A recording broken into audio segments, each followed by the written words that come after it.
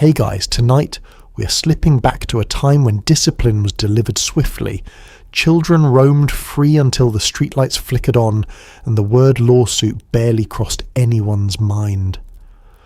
We're talking about 1950s parenting, a world where mothers sent their kids outside with a single instruction: be home by dark.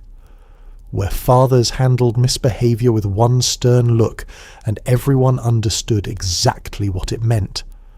Where children rode bicycles without helmets, played unsupervised until dusk, and somehow, against all odds by today's standards, survived. Before we dive in, take a second to like this video and subscribe if you enjoy these trips into the past. Drop a comment telling me where you're watching from and what memories, if any, this stirs up for you. Maybe you lived through this era, maybe your parents did, maybe you're just curious about a time when childhood looked so different from what we know now. Now settle in, dim the lights if you like, turn on a fan for that soft white noise. Get comfortable, really comfortable, because tonight we're exploring a version of parenting that would raise eyebrows, trigger investigations, and quite possibly land someone in court if it happened today. Have you ever wondered what it felt like to be a child in the 50s, when independence was handed to you at age 6? What did it sound like when a neighbourhood full of kids played outside without a single adult watching?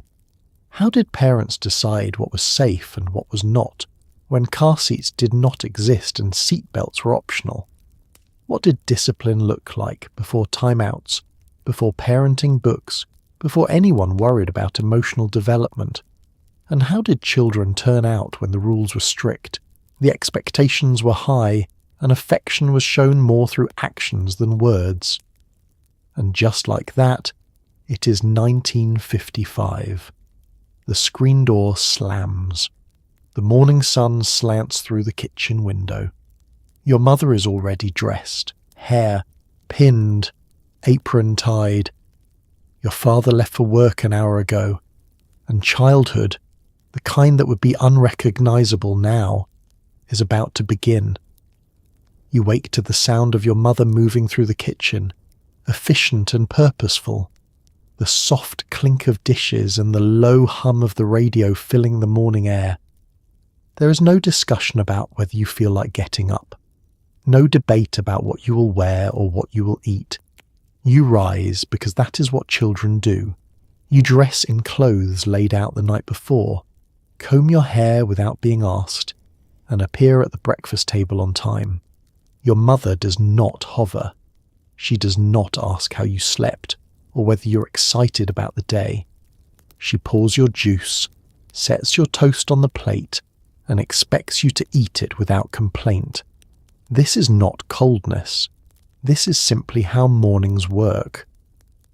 Children are part of the household rhythm, not the centre of it. The light through the kitchen window is soft and golden, slanting across the linoleum floor in long rectangles. The radio plays quietly, news or music you are not really listening. Your father has already left for work, his coffee cup rinsed and sitting in the drain board, his chair at the table empty. Your mother moves between the stove and the sink with practiced ease, her apron tied neatly, her hair still damp from washing. She does not look tired, though she must be. She simply looks ready, prepared for whatever the day will ask of her.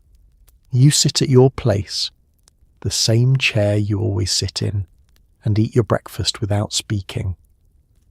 Your younger brother slides into the seat beside you, still rubbing sleep from his eyes. Your mother sets his plate down and returns to the counter. There is no conversation, no chatter about plans or feelings or the weather, just the quiet sounds of morning, the scrape of a spoon against a bowl, the tick of the clock on the wall, the low murmur of the radio announcer's voice. This is how structure feels: predictable, firm, unshakable. You do not question it because it has always been this way.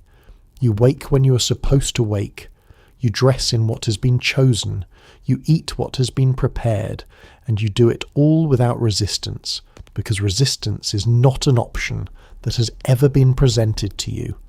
Your mother does not negotiate. She does not coax or cajole or offer choices. She simply expects, and you meet those expectations because that is what children do. When you finish eating, you rinse your plate in the sink, just as you've been taught. Your mother glances at you, a brief flicker of acknowledgement, and nods.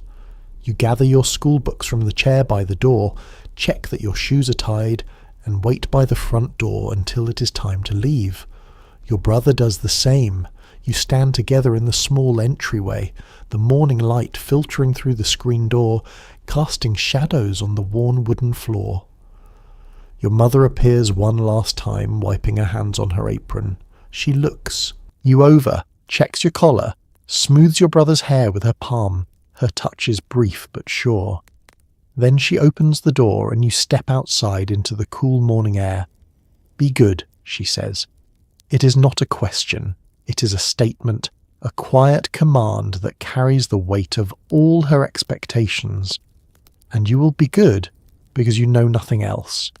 The kitchen smells of coffee and butter, warm and familiar, but there is no discussion about what you want to eat.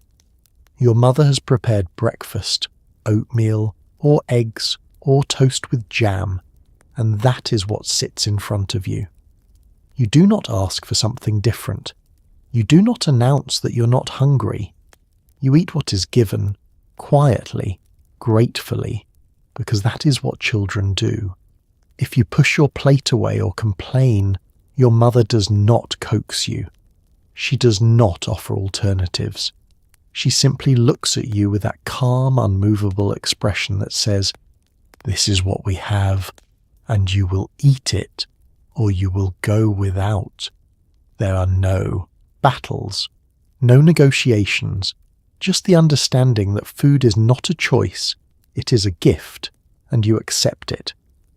The oatmeal is thick and hot, sweetened with a small spoonful of brown sugar.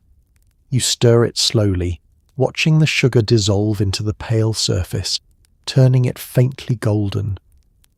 Your mother stands at the stove, her back to you, scraping the pan clean before setting it in the sink. The water hisses as it hits the hot metal. Steam rises, curling toward the ceiling. She does not turn around. She does not watch to make sure you are eating. She trusts that you will.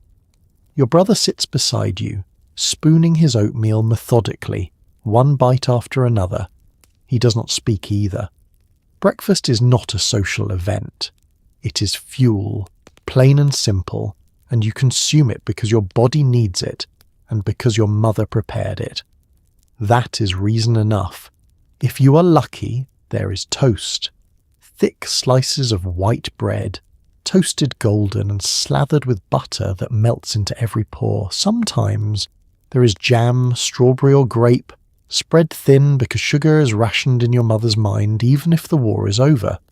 You eat it carefully, savouring each bite, knowing that this is breakfast and there will be nothing else until lunch.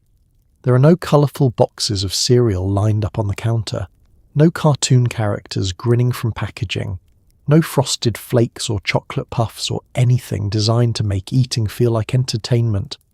Food is serious. It is sustenance. And your mother approaches it with the same no-nonsense attitude she applies to everything else.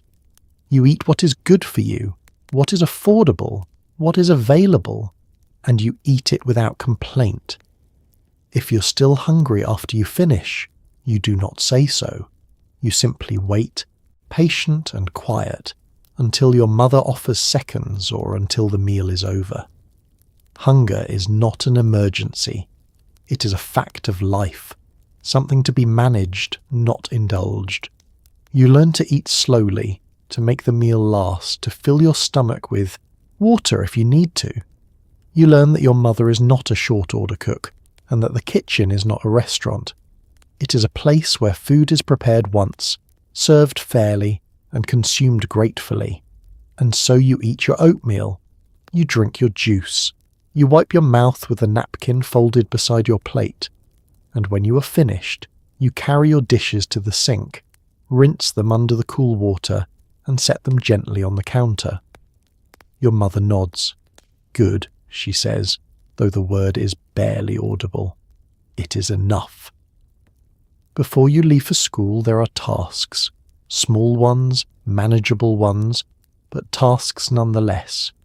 You make your bed without being reminded, pulling the covers tight and smoothing the pillow. You clear your breakfast plate, rinsing it in the sink and setting it on the counter. If it is your morning, you take out the trash or sweep the back step or feed the dog. Your mother does not thank you. She does not praise you for doing what is expected. These chores are simply part of being a member of the household.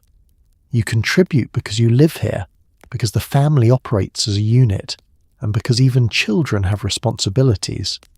There is no allowance attached, no reward system, just the quiet understanding that everyone does their part.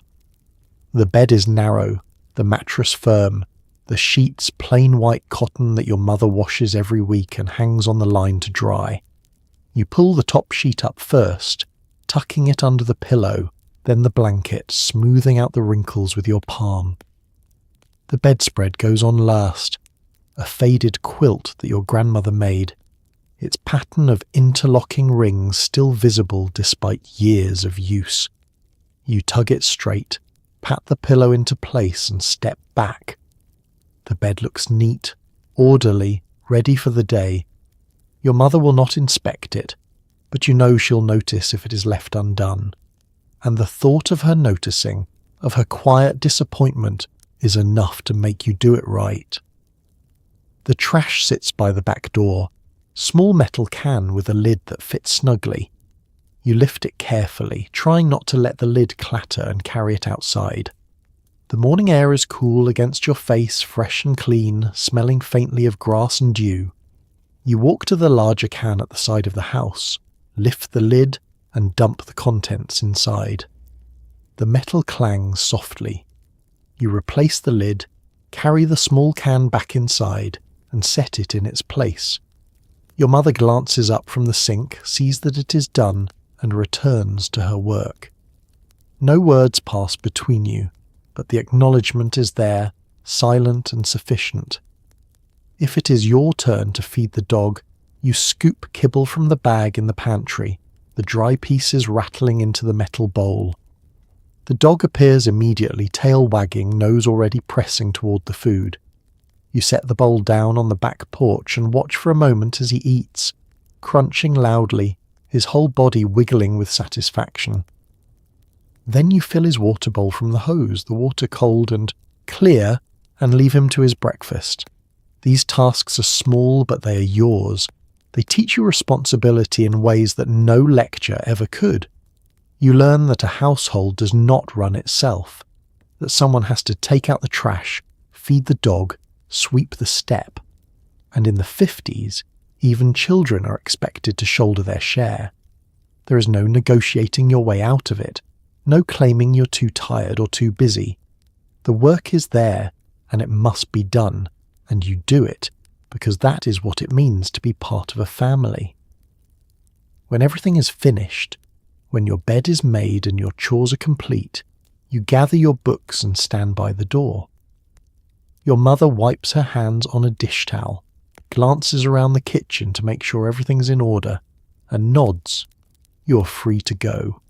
And you step outside into the cool morning, knowing that you have earned your place in the day. You step out the front door and into the morning, the air cool and fresh, the sidewalk stretching ahead of you like a ribbon. Your mother does not walk you to school. She does not drive you. She does not stand on the porch and watch until you disappear around the corner. You simply go. Sometimes you walk with a neighbour, sometimes alone, but always without an adult. You cross streets carefully, looking both ways, because that is what you have been taught.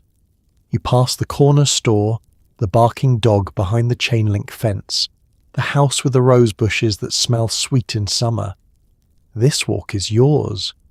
It is freedom and responsibility braided together, a daily ritual that teaches you the shape of your neighbourhood and the limits of your world. The sidewalk is uneven in places, cracked and buckled by tree roots that have pushed up through the concrete over the years. You step over these cracks automatically, your feet knowing the rhythm without thinking. The elm trees lining the street form a canopy overhead, their branches meeting in the middle, filtering the sunlight into dappled patterns on the pavement. In summer, the shade is a relief. In autumn, the leaves crunch under your shoes, dry and brittle, releasing a faint earthy smell. You walk past Mrs. Patterson's house, where the sprinkler is already running, sending arcs of water across the lawn. The grass glitters in the morning light, wet and green. Her cat sits on the porch railing, watching you with half-closed eyes, too dignified to acknowledge your presence. You keep walking. At the corner you pause and look both ways, just as you've been taught. The street is empty, but you wait anyway, counting to 3 in your head before stepping off the curb. This is one of the rules, one of the few your mother has drilled into you with enough force that you would never consider breaking it. Look both ways. Wait for the crossing guard if there is one. Do not run into the street. Simple rules, but they keep you safe, and safety is your responsibility now. Further down the block you pass the Hendersons' house, where their dog, a big black mutt with a white patch on his chest, barks ferociously from behind the fence. You do not flinch. You have walked past this dog every school day for the past 2 years, and you know he is all noise and no threat. You keep your pace steady, your eyes forward, and the barking fades behind you. The corner store sits at the intersection, its red awning faded by the sun, its windows cluttered with hand-lettered signs advertising bread, milk, eggs. You do not stop, though sometimes on the way home you will if you have a nickel and permission. For now you walk past, catching a glimpse of Mr. Kowalski inside, stocking shelves, his apron smudged with dust. Other children appear as you get closer to school, emerging from driveways and side streets, joining the flow. Some walk in pairs, talking quietly. Others walk alone, like you, lost in their own thoughts. There is no chaperone, no line of parents trailing behind in cars, just children moving through this neighborhood under their own power, trusted to arrive safely, trusted to navigate the world without constant supervision. This trust is a gift, though you will not understand that until much later. For now, it simply feels normal, the way things are and have always been. At school, you sit at your desk with your hands folded, spine straight, eyes forward. The teacher stands at the front of the room, chalk in hand, and when she speaks, you listen. There is no questioning her authority, no challenging her decisions. If she tells you to rewrite an assignment, you rewrite it. If she keeps you after class for talking, you stay. Your parents will not call the school to protest. They will not demand an explanation. They will assume the teacher was right, and they will ask you what you did to deserve the consequence. This is not cruelty. This is structure. The teacher is respected not because she is perfect, but because she holds a position of authority, and in the 50s, that position is sacred. The classroom smells of chalk dust and old wood, the scent so familiar it barely registers anymore. The desks are arranged in neat rows, each one bolted to the floor, heavy and immovable. Your desk has a hinged lid that lifts to reveal a storage space inside where you keep your books, your pencil case, your ruler. The surface is scarred with decades of use, small grooves and scratches left by students who came before you. You trace one of these grooves with your finger sometimes when the lesson drags on, wondering who carved it and when. Mrs. Campbell stands at the blackboard, writing out the day's arithmetic problems in her careful, precise script. The chalk taps softly against the board, a rhythmic sound that fills the quiet room. She does not raise her voice. She does not need to. When she turns to face the class, every eye is on her. Every mouth is closed. You have learned, all of you, that speaking out of turn or failing to pay attention brings swift and certain consequences. If you do not understand a problem, you do not call out. You raise your hand and wait, arms straight, until Mrs. Campbell acknowledges you. She may come to your desk to explain, bending down so her face is level with yours, her voice low and patient. Or she may call you to the front of the room to work the problem on the board while the rest of the class watches. Either way, you listen carefully, you nod, and you do not ask the same question twice. When Jimmy Thompson whispers to the boy beside him during silent reading, Mrs. Campbell does not hesitate. She sets down her book, walks to his desk and stands there, silent until he looks up. Her expression is calm, but there is steel behind it. "Jimmy," she says quietly, "you may stand in the hall until you're ready to follow the rules." He rises, cheeks flushed, and walks to the door. No one laughs. No one makes a sound. The door closes behind him, and the lesson continues. This is discipline in the 50s. It is immediate. It is consistent, and it is not up for debate. Mrs. Campbell does not send a note home. She does not call Jimmy's parents to discuss his behaviour. She handles it herself, in the moment, and the matter is settled. When Jimmy returns 10 minutes later, quiet and contrite, he takes his seat and causes no further trouble. The lesson has been learned. Your parents trust Mrs. Campbell completely. They trust that she knows what she is doing, that she has your best interests at heart, that her rules are fair and her punishments just. If you come home and complain that she was too strict, your mother will not sympathise. She will ask what you did to earn the punishment, and she'll tell you to do better tomorrow. The idea that the teacher might be wrong, that her authority might be questioned, simply does not exist in this world. And so you learn to respect her, not out of fear, but out of an understanding that she is the keeper of order, and order is what allows learning to happen. When the bell rings, you pour out onto the playground like water from a pitcher, wild and eager and free. There are no adults hovering, no teachers stationed at every corner, just children, dozens of them, running, climbing, shouting, playing games with rules they invented themselves. You swing from the monkey bars, your hands gripping the cold metal, your legs dangling in the air. You play kickball in the dirt lot, arguing over whether the ball was fair or foul, settling disputes yourselves because no one is coming to referee. Sometimes someone falls, sometimes someone cries, but mostly you figure it out. You learn to negotiate, to compromise, to dust yourself off and keep playing. This is childhood without cushions, and it teaches you resilience in ways no adult intervention ever could. The playground is a wide expanse of packed dirt and patchy grass, bordered by a chain-link fence that separates the school grounds from the street beyond. There are swings, 4 of them, their metal chains, creaking as children pump their legs, soaring higher and higher until it feels like they might fly right off. There is a slide, tall and silver, its surface hot to the touch in the afternoon sun. And there are the monkey bars, a geometric structure of metal pipes that you climb and swing from, testing your strength and your courage with every crossing.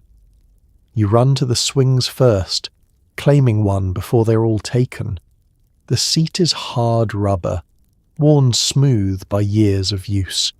You pump your legs, leaning back as you rise, feeling the rush of air against your face. The world tilts and sways, the sky spinning above you, and for a moment you're weightless, suspended between earth and sky. Then gravity pulls you back, and you swing forward again, the chain rattling in its metal housing. When you have had your fill of swinging, you jump off mid-arc, landing in the dirt with a solid thud. Your knees bend to absorb the impact, and you stumble forward a step before catching your balance. No one gasps. No one rushes over to make sure you're okay. This is how children exit swings in the 50s, with a leap and a landing and a cloud of dust. The kickball game is forming near the far corner of the playground. You jog over, joining the group of children already choosing sides. There are no jerseys, no official teams, just two captains picking players one by one, and you wait, hoping to be chosen early, trying not to look too eager. When your name is called, you take your place in the outfield, scuffing your shoe in the dirt, ready. The ball comes rolling toward you, kicked hard by a boy 2 grades ahead. You run to intercept it, your heart pounding, and scoop it up with both hands. You throw it toward first base, but your aim is off and it sails wide. The runner is safe. Your teammates groan, but no one yells at you. No one blames you. This is part of the game. The mistakes and the triumphs, the near misses and the lucky catches. You shrug and return to your position, ready for the next play. At some point, an argument breaks out near second base. 2 boys are shouting, their faces red, jabbing fingers at each other. The ball was foul, one says. It was fair, the other insists. The game stops. Everyone gathers around, voices rising, each person offering their opinion. There is no teacher to settle it, no referee to make the call. So you vote. Hands go up, and the majority rules. The ball was fair. The boy who argued otherwise scowls but accepts it, because this is how disputes are resolved. You move on, the game continues. By the time the bell rings, signalling the end of recess, you're flushed and sweaty, your hands dirty, your knees scraped from a fall you barely remember. You line up with the others, breathing hard, and file back into the building. No one asks if you had fun. No one checks to see if you are hurt. You simply return to your desk, the wildness of recess still humming in your chest, and you open your book and get back to work. You sit on the bench in the cafeteria or outside under a tree, unwrapping the lunch your mother packed this morning. A sandwich, an apple, maybe a cookie wrapped in wax paper. There is no hot lunch line, no choices. You eat what you brought, trading with friends if you're lucky, saving the cookie for last if you have the willpower. If you forgot your lunch, you go hungry. Your teacher will not call home. The school will not provide a backup meal. You learn quickly to remember, to check your bag before you leave, to take responsibility for yourself. Hunger is an effective teacher, and it only takes one forgotten lunch to make sure it does not happen again. The sandwich is simple, white bread, soft and slightly squashed from being in your bag all morning. Inside is peanut butter, spread thin, and jelly, grape or strawberry, depending on what your mother had in the cupboard.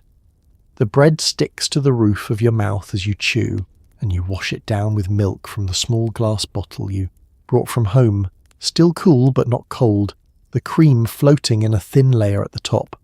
You sit beside your friend, another boy from your class, and he unwraps his lunch, nearly identical to yours. You compare sandwiches briefly, noting that his has more jelly, and you suggest a trade. He considers, then agrees, and you swap halves, both of you grinning at the small victory. This is the extent of variety in your lunch, a traded half sandwich, a different flavour of jelly. But it feels special, like a small act of rebellion against the sameness of the day.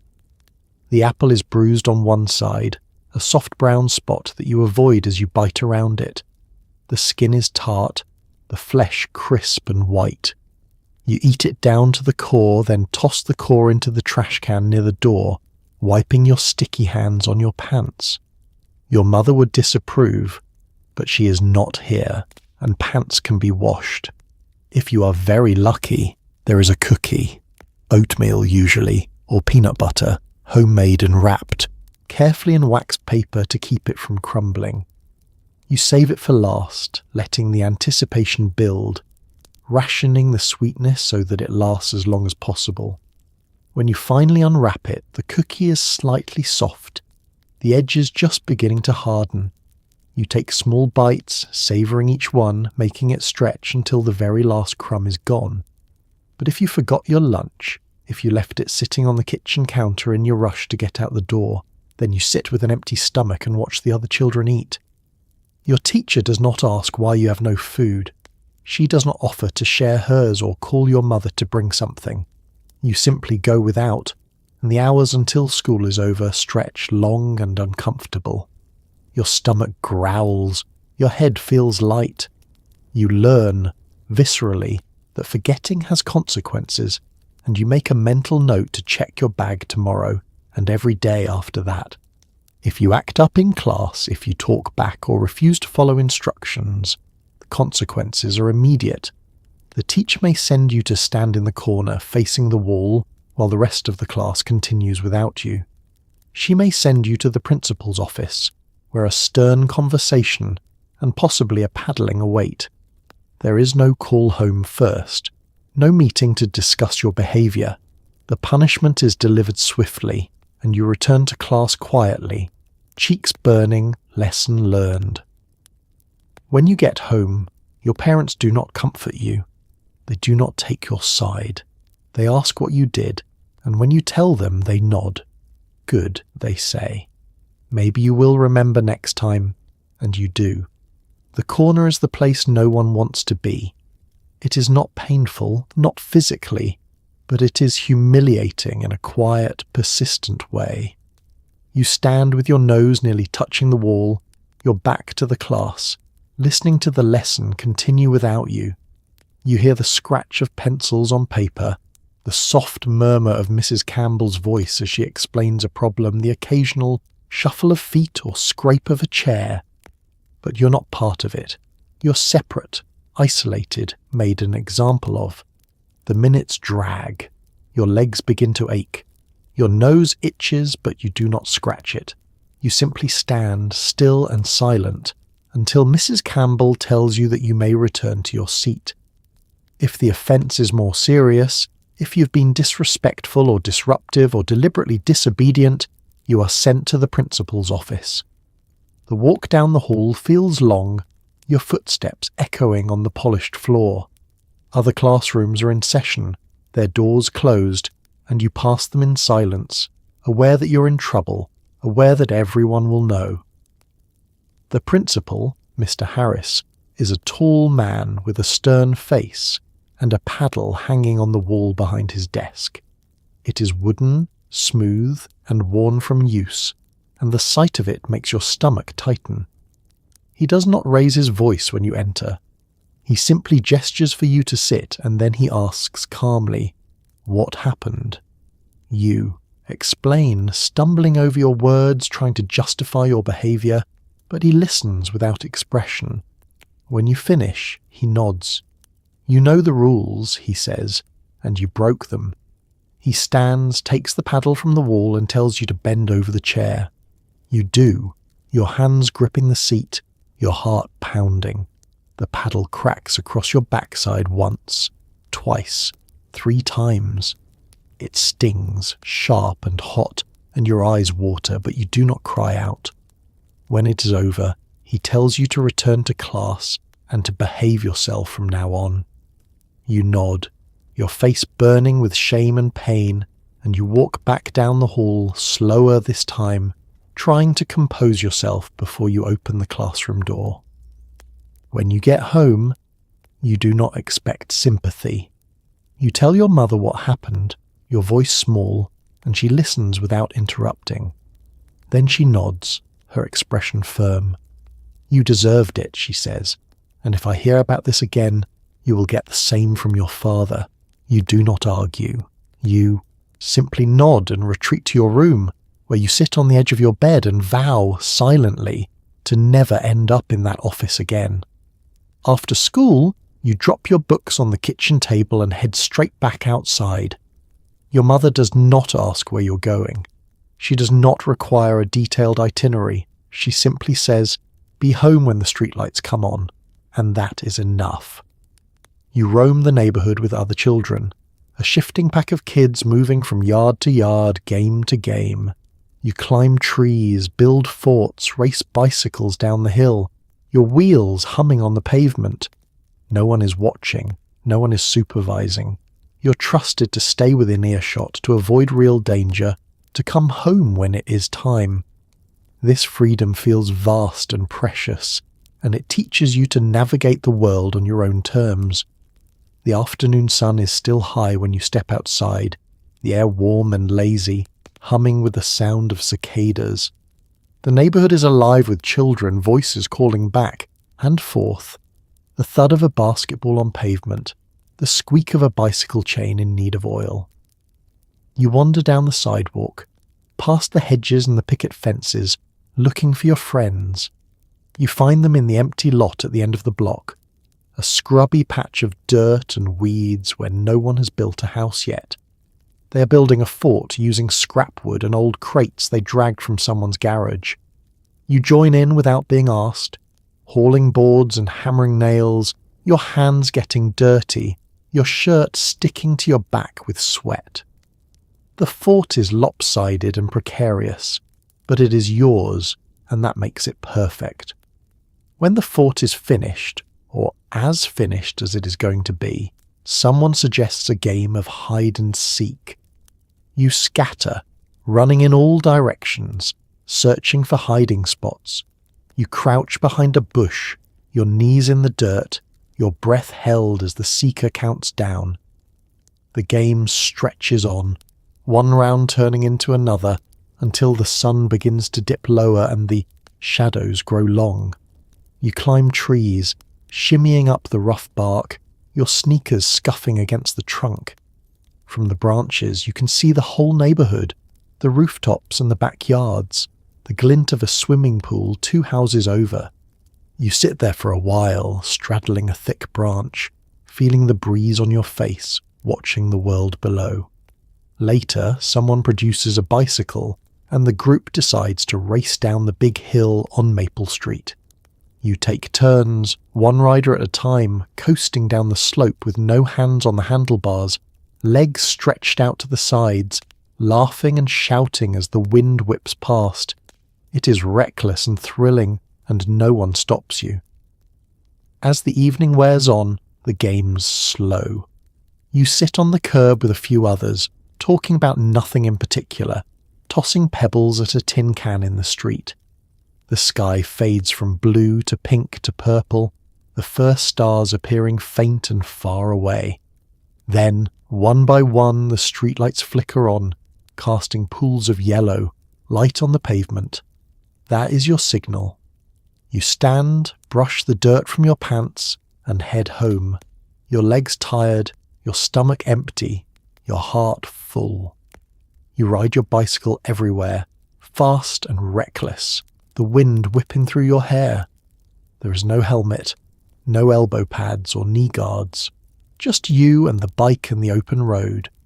You learn to balance by falling. You learn to brake by scraping your shoes on the pavement. Sometimes you crash, skinning your knees or banging your elbow, and you cry for a minute before getting back on.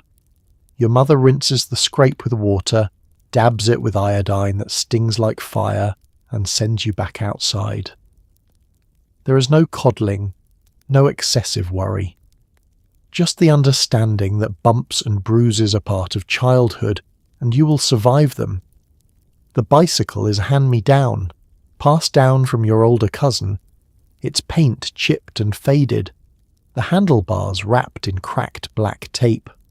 The seat is too low, but you have not adjusted it yet, and so you ride with your knees bent high, pedalling in quick, choppy strokes. The chain rattles slightly and the front tyre wobbles if you go too fast, but it is yours, and it carries you everywhere you need to go. You ride down the sidewalk at first, cautious, your hands gripping the handlebars tightly. But as your confidence grows, you venture into the street, pedalling hard, racing the other kids who have bikes. The pavement is smooth and warm beneath your wheels, and the sound of the tyres humming is the sound of freedom. You stand up on the pedals to gain speed, leaning forward, your heart pounding with exhilaration. On one corner, there is a jump, a small ramp someone built out of scrap wood and a cinder block. You take it at full speed, feeling the bike lift off the ground, your stomach dropping as you go airborne for just a second before landing hard on the other side. The impact rattles your teeth, but you are grinning, already planning to do it again. Inevitably, you crash. It happens when you take a turn too fast, your front wheel catching on a patch of gravel. The bike skids out from under you, and you hit the pavement hard, palms first, then knees. The scrape burns immediately, a hot, stinging pain that makes your eyes water. You lie there for a moment, stunned, assessing the damage. Your knee is bleeding, the skin torn and raw. Your palm is scraped, bits of gravel embedded in the flesh.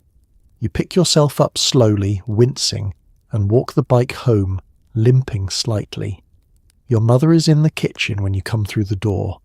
She glances to your knee, at the blood dripping down your shin, and sighs.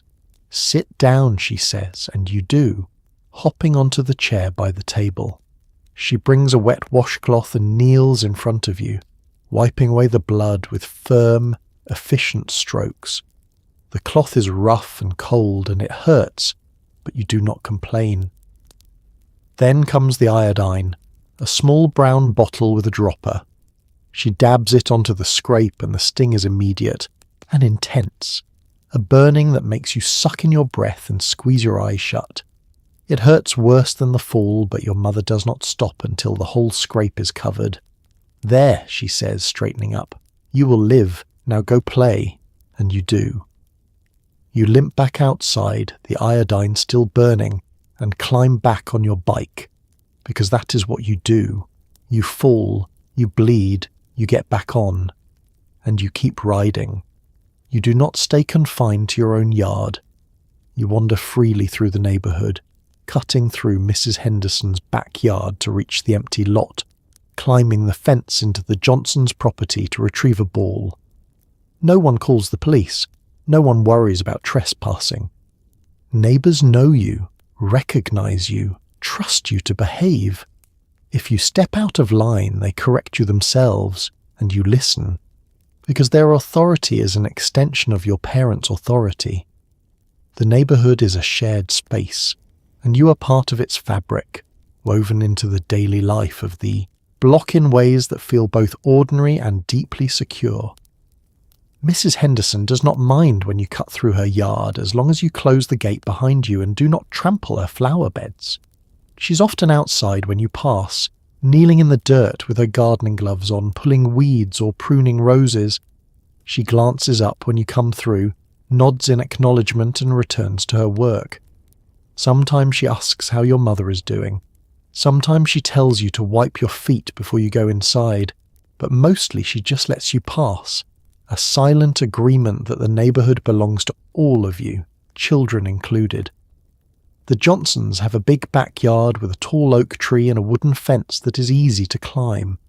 When your ball sails over during a game of catch, you do not knock on their front door and wait for permission. You simply climb the fence, drop down into their yard, retrieve the ball from the flower bed or the patch of grass near the shed and climb back over. If Mr. Johnson is outside, he waves.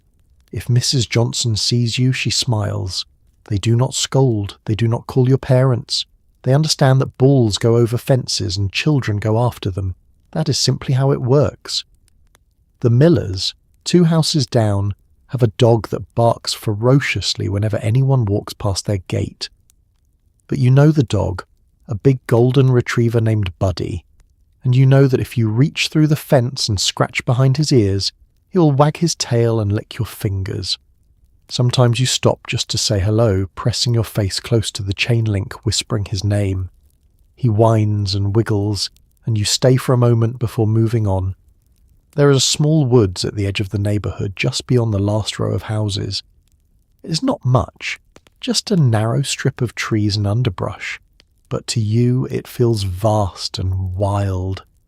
You wander into it with your friends, following deer trails through the brush, climbing over fallen logs, wading through the shallow creek that runs through the middle. No one owns this land, or if they do not enforce it. You build forts here, using sticks and branches, pretending you are explorers or soldiers or pioneers. You stay until the light begins to fade, then emerge from the trees, dirty and happy, and head home. This freedom to roam, to move through backyards and empty lots and patches of woods without constant supervision, is a gift. It teaches you about boundaries, not the rigid kind enforced by fences and locks, but the softer kind, the ones built on trust and mutual respect. You learn which yards you can cut through and which ones you should avoid. You learn to be respectful, to close gates, to say hello, to apologize if you accidentally knock over a flower pot. And you learn that the neighborhood is not just a collection of individual properties, but a community, a shared space where everyone looks out for one another, and where children are free to wander, explore, and grow. When you misbehave at home, when you talk back or refuse to listen or break a rule, your father does not sit you down for a conversation. He does not ask you to reflect on your choices. He takes off his belt or uses his hand, and he delivers a spanking, swift and sharp and meant to be remembered. It hurts. It is supposed to hurt, but it is over quickly, and afterward the matter is closed. There is no lingering anger, no grudge is held. You learn the boundary, you learn the consequence, and you learn not to cross that line again. This is discipline in the 50s, clear and immediate, and it shapes behaviour in ways that words alone cannot. The belt hangs on a hook inside your parents' closet, leather and worn, the buckle heavy and cold. You know it well. You know the sound it makes when your father pulls it through the loops of his pants, that soft hissing slide that makes your stomach tighten. You know what it means when he says your full name, all three parts, his voice low and controlled. It means you have crossed a line. It means consequences are coming. He does not yell, he does not lecture. He simply tells you what you did wrong, his voice steady, and then he tells you to bend over. You do, placing your hands on the edge of the bed or the back of a chair, bracing yourself. The first strike lands hard, a sharp crack that sends a jolt of pain through your backside. You gasp, your eyes watering, but you do not cry out. The second strike comes, then the third. Each one stings, hot and immediate, and by the time he is finished, your whole body is tense, your breath coming in short, shallow bursts. When it is over, he tells you to stand up. You do, slowly, your legs shaking slightly. He looks at you, his expression firm but not angry. Do you understand why that happened? He asks. You nod, your voice thick. Yes, sir. Good, he says. Then it is done. He hangs the belt back on the hook and he leaves the room, and the matter is never mentioned again. Your mother disciplines differently. She uses her hand, a quick swat to your bottom or the back of your legs, delivered in the moment right when the infraction happens. If you sass her or ignore her when she calls, she doesn't warn you twice. She simply reaches out and swats you, hard enough to sting, hard enough to get your attention. Then she tells you what you did wrong and what she expects instead. The pain is immediate, the lesson clear. There is no time-out corner, no loss of privileges, no long discussions about feelings or choices, just the swift administration of consequence, physical and unmistakable, followed by the expectation that you will do better, and you do. You learn quickly which behaviours earn a spanking and which do not. You learn to listen the first time. You learn to watch your tone, to control your temper, to follow the rules. Not because you fear your parents, but because you respect the boundaries they have set, and because you understand that crossing those boundaries has immediate and unpleasant consequences. This kind of discipline would be unthinkable now. It would be called abuse, reported, investigated. But in the 50s, it is simply how parents maintain order. It is not done in anger. It is not meant to harm or humiliate. It is meant to teach, quickly and effectively. And for most children it does. You learn, you adjust, and you move forward. And when the spanking is over, when the sting has faded and the tears have dried, life continues as it always has, steady and sure, with no lingering resentment on either side. When your mother calls you for dinner, You come immediately. You do not finish your game first. You do not ask for 5 more minutes. You wash your hands, comb your hair if it is wild, and take your seat at the table. Your father sits at the head. Your mother serves the meal, setting plates in front of each person with quiet efficiency. You do not complain about the food. You do not announce your preferences. You eat what is served, and you eat until your plate is clean, because wasting food is unthinkable. Dinner is not a time for lengthy conversation. It is a time to eat, to be present, to participate in the family ritual, and when it is over, you clear your plate without being asked. The table is set before you arrive, each place laid out with precision. Fork on the left, knife and spoon on the right, napkin folded neatly beside the plate. A glass of milk at each setting, poured to the same level, not too full. Your father's place at the head of the table has the evening newspaper folded beside his plate, though he will not read it until after the meal is finished. Your mother's place is closest to the kitchen, so she can rise quickly if something needs tending. You take your seat and wait. You do not reach for your fork. You do not start eating. You wait until everyone is seated, until your father has taken his first bite, and then you begin. This is the order of things, unspoken but understood, and you follow it without question. The meal is simple. Meatloaf, mashed potatoes, green beans from a can. The meatloaf is dense and savoury. The ketchup glaze on top slightly sweet.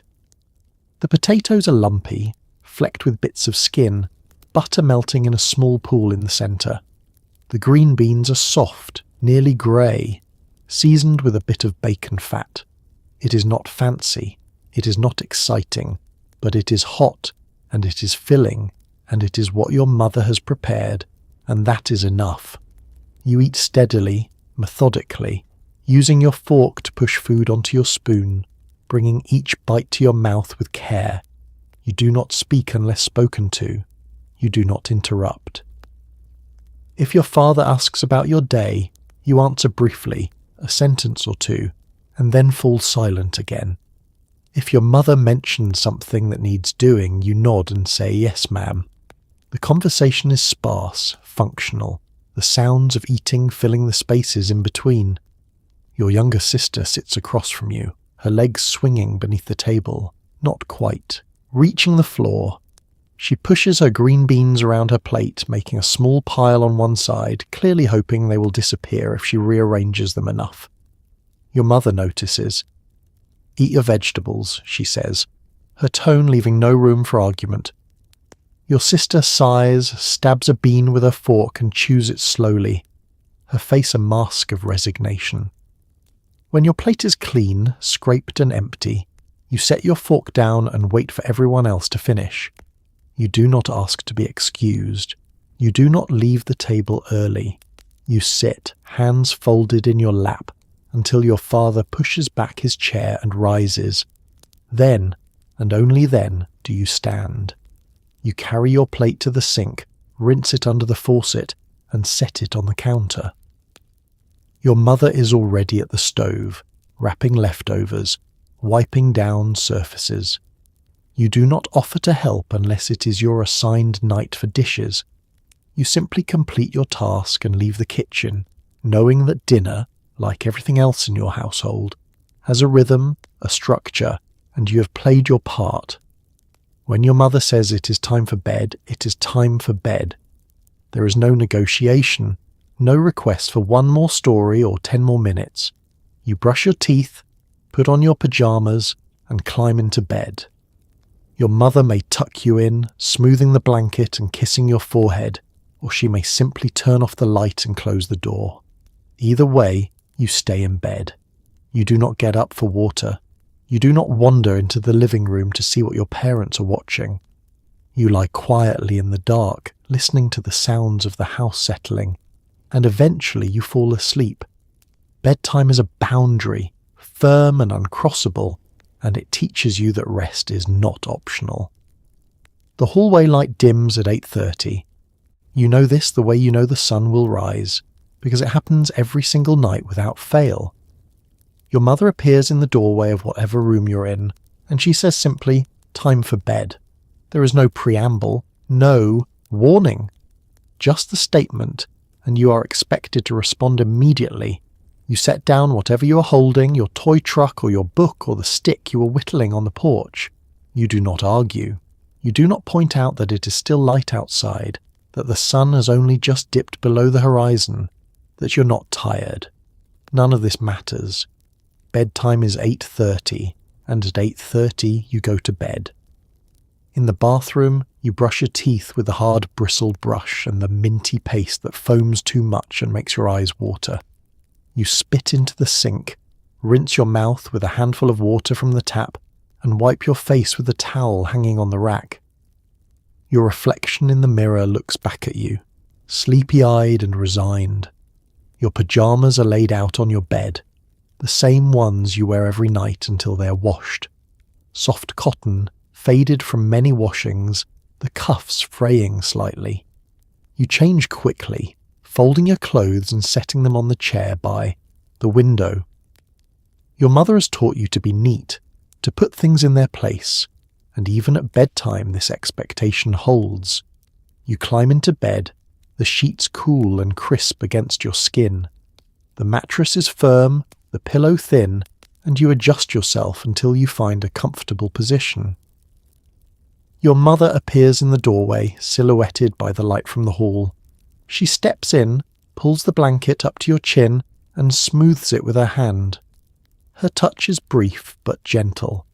"Sleep well," she says, and she bends down to press a kiss to your forehead. Then she straightens, walks to the door and flips off the light. The door closes most of the way, leaving just a thin strip of light from the hallway. You lie in the dark, your eyes adjusting slowly. The room takes shape around you, familiar and safe. You can hear your father's voice from the living room, low and indistinct, and the murmur of the television. You can hear your mother moving in the kitchen, the soft clink of dishes, the rush of water in the sink. These sounds are comforting, proof that the world is still turning, that your parents are nearby. But you do not get up. You do not call out for water, though your throat is a little dry. You do not invent reasons to leave your bed. You know with a certainty born of experience that if you get up you will be sent right back, and the second time will come with consequences. So you stay. You close your eyes. You let the sounds of the house lull you, and slowly, gradually, sleep comes, pulling you down into its soft, dark embrace. When you're sick, your mother does not ask if you feel like taking medicine. She pours a spoonful of thick, bitter syrup and holds it out. You open your mouth and swallow, grimacing at the taste, and she hands you a glass of water to wash it down. There is no coaxing, no bargaining, no disguising the medicine in juice or pretending it is candy. You take it because you're told to, because your mother knows what is best, and because obedience is expected. If you refuse, the consequences are swift. This is not about your feelings. This is about getting well, and your mother's authority in this matter is absolute. The bottle sits on the kitchen counter, brown glass with a label that lists ingredients you cannot pronounce. Your mother unscrews the cap, and immediately the smell hits you, sharp and medicinal, with an underlying sweetness that somehow makes it worse. She pours the syrup into a tablespoon, holding it steady as the thick liquid oozes out, dark red and viscous. She holds the spoon toward you, her expression calm and expectant. You hesitate. The last time you took this, it tasted like cherries mixed with chemicals, a flavour so aggressively artificial it made you gag. Your stomach tightens at the memory. Your mother does not move. She simply waits, the spoon suspended between you, her patience absolute, but her expression making it clear that she will wait as long as necessary and that the medicine will be swallowed one way or another.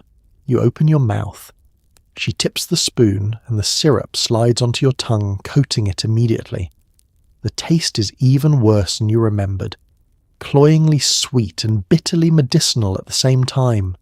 You force yourself to swallow, your face contorting, and your mother hands you the glass of water she's already prepared. You gulp it down, trying to wash away the taste, but it lingers, stubborn and unpleasant, clinging to the back of your throat. There is no praise for taking the medicine, no reward for swallowing without complaint. Your mother simply screws the cap back on the bottle and sets it on the counter. You will take another dose before bed, she says. It is not a question. You nod, because what else can you do? If you're running a fever, she places her hand on your forehead, her palm cool and dry. Then she fetches the thermometer from the medicine cabinet, shakes it down with a few sharp flicks of her wrist and slides it under your tongue. Hold still, she says, and you do, sitting with your mouth closed, the glass tube awkward and uncomfortable, tasting faintly of rubbing alcohol. When the minutes have passed, she pulls it out, tilts it toward the light, and reads the numbers. Her face reveals nothing. She shakes it down again and returns it to its case.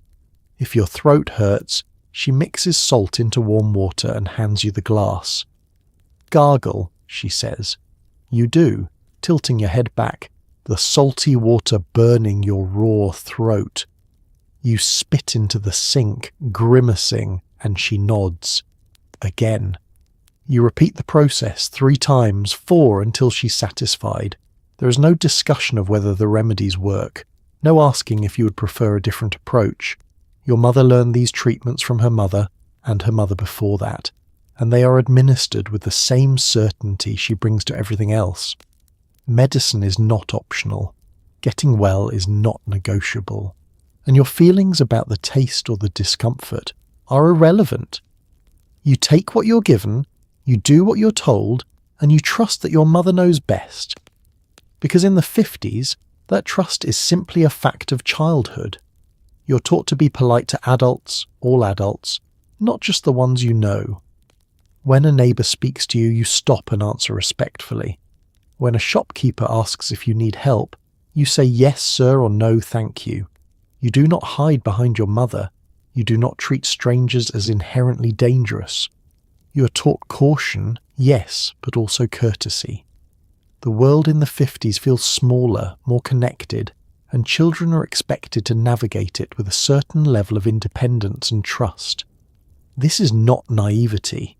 This is a different kind of awareness, one rooted in community rather than fear. When you walk to the corner store to buy milk, the man behind the counter knows your name. He knows your parents. He asks how your mother is feeling, whether your father is still working at the plant.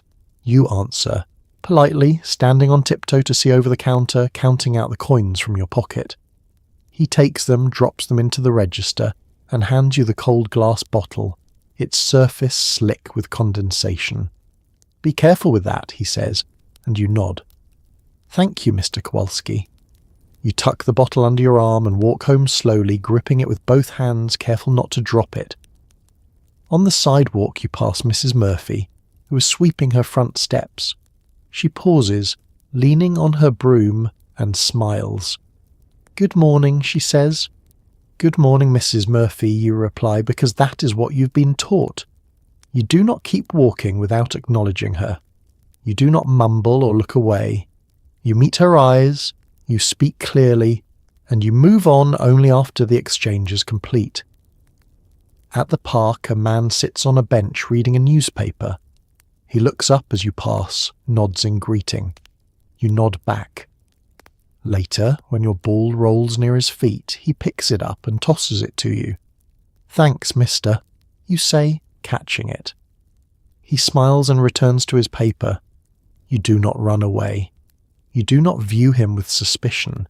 He is simply another adult in the neighbourhood, someone who exists in the same shared space as you. This openness, this willingness to engage with adults you do not know well, is not carelessness. Your parents have taught you the basics. Do not go anywhere with a stranger. Do not get into a car with someone you do not know. Do not accept gifts or money without asking first. But within those boundaries, you're expected to be courteous, respectful, and unafraid. because the world in the 50s operates on a foundation of community trust. People know each other, they look out for one another, and children are taught to move through that world with confidence, not fear. When you're lost, when you wander too far from home and cannot find your way back, you do not panic. You find an adult, a woman with a shopping bag, a mailman making his rounds, and you ask for help. "Excuse me," you say. "I'm trying to get to Elm Street. Can you tell me which way to go?" And they do. They point, or they walk with you part way, making sure you're headed in the right direction, and you thank them, and you continue on your way, reassured by the kindness of a stranger who stopped to help a child in need. There is no television during the day, no screens to occupy your attention. If you are bored, your mother does not solve it for you. She does not suggest activities or plan play dates. She simply says, "Go find something to do," and you do. You pull out your toy soldiers or your dolls. You draw pictures on scrap paper. You build towers with wooden blocks or read a book from the shelf. You learn to sit with boredom, to let it settle, and then to transform it into something else. This is creativity born from necessity, and it teaches you that entertainment is something you create, not something you consume. On a rainy Saturday, when you cannot go outside, you sprawl on the living room floor and empty the box of wooden blocks. They clatter across the rug, dozens of them, smooth and worn from years of use. You begin to build, stacking them carefully, creating walls and towers, a castle or a fort or a city, the specifics shifting as you work. Sometimes a block slips, and the whole structure collapses, blocks tumbling in all directions. You gather them up and start again, adjusting your approach, learning what works and what does not. Your toy soldiers are lined up on the windowsill, small figures moulded from green plastic, their rifles raised, their faces frozen in determined expressions. You arrange them in formation, imagining battles and strategies, moving them across the imaginary battlefield of the rug. You provide the sound effects yourself, the rat-a-tat of gunfire, the boom of explosions, the shouts of commanders. You are both director and actor, lost in a world of your own making. In the corner, there is a shelf of books, their spines cracked and faded. You pull one down, a story about a boy and his dog, or a girl on a frontier farm, and you settle into the armchair, your legs tucked beneath you. The words transport you, and for an hour or more you're somewhere else entirely, living another life, walking in another world. When you finish, you close the book carefully and return it to the shelf, already thinking about which one you will read next. If you have paper and crayons, you draw. The paper is thin, torn from a pad your mother keeps in the kitchen drawer. The crayons are worn down to nubs, their labels peeled away, but they still leave bright streaks of colour on the page. You draw houses and trees and stick-figure families. You draw cars and airplanes and rockets. You draw until your hand cramps and the page is filled, and then you start another. Sometimes you simply sit. You look out the window, watching the rain streak down the glass, watching the trees sway in the wind. You let your mind wander, thinking about nothing in particular, letting time stretch and slow. Your mother passes through the room, glances at you and keeps moving. She does not ask what you're doing. She does not worry that you are bored. She trusts that you will find your way, that you will occupy yourself, that you will learn to be content in your own company. And you do. You learn that boredom is not an emergency, that entertainment does not have to be delivered to you, that your own imagination, given space and time, can create entire worlds. This is a lesson that will stay with you long after childhood has passed, a quiet confidence that you can be alone without being lonely, that you can entertain yourself without needing anyone or anything else. When your family piles into the car, you climb into the back seat and sit wherever there is space. There are no car seats, no seat belts, at least not ones anyone uses. You kneel on the seat to look out the window. You lie across the back if you're tired. Sometimes you stand in the space between the front seats, holding onto the back of your father's seat as he drives. Your parents do not worry, they do not strap you in or lecture you about safety. This is simply how families travel, loose and easy, trusting that nothing bad will happen.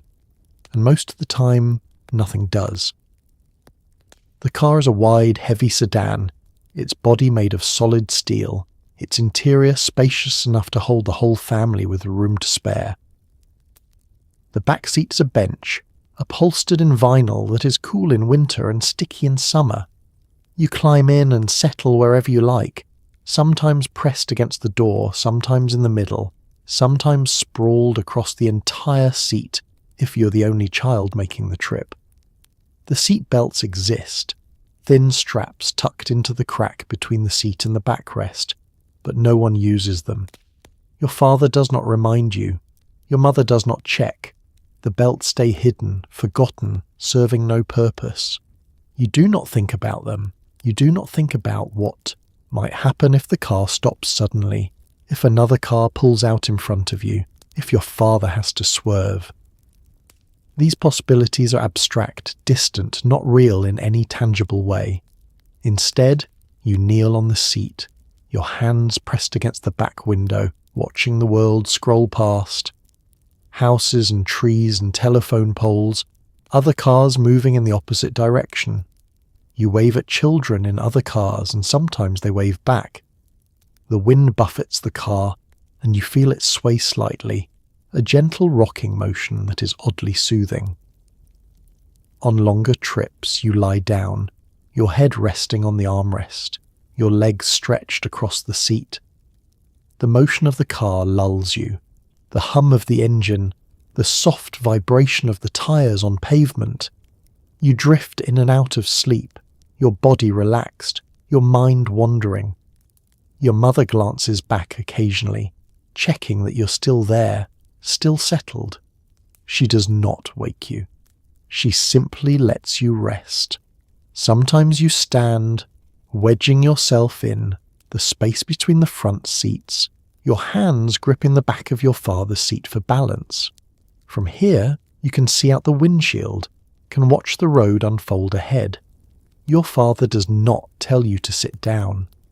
He adjusts the rearview mirror slightly to see around you, but otherwise he lets you stand, lets you be part of the drive in a way that feels grown up and important. The trips are long sometimes, drives to visit relatives in the next town, or to the lake for a Sunday picnic. The miles stretch on, and you shift positions frequently, never quite comfortable, never quite settled, but no one complains. This is simply how car rides are, a bit cramped, a bit uncomfortable, but bearable. Your parents trust the car, trust the road, trust that the odds are in your favour, and you trust them, because what else would you do? When adults are talking, you do not interrupt. You do not insert yourself into the conversation. You sit quietly, or you leave the room. Your opinions are not solicited. Your thoughts are not the focus of the discussion. This is not because you are unloved or unimportant, but because childhood in the 50s has a different shape. Children are learning, observing, absorbing, but they are not yet full participants in the adult world. You will have your turn to speak, but not yet, not now.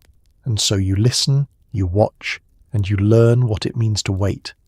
Your parents have guests over, neighbours or relatives, and they gather in the living room with cups of coffee and slices of cake. You sit on the floor in the corner, playing quietly with your toy truck, rolling it back and forth on the rug. The adults talk above you, their voices rising and falling, punctuated by laughter or the occasional serious tone.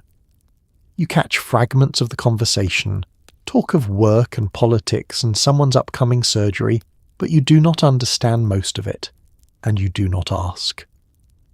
When your aunt asks your mother a question, you open your mouth to answer because you know the answer, but your mother's hand comes to rest lightly on your shoulder. Shh, she says, her voice gentle but firm. The adults are talking. You close your mouth and return your attention to your truck, your cheeks warm with the correction. At the dinner table, your father and his friend discuss something important. Their voice is low and intent. You want to ask a question, something about a word you heard but do not understand, but you know better. You sit with your hands folded, waiting for a pause, waiting for permission. It does not come. The conversation continues, and you let your question go unanswered, tucking it away for later. This is the rule, unspoken but understood. Children do not interrupt. They do not dominate conversations. They do not demand attention when adults are speaking.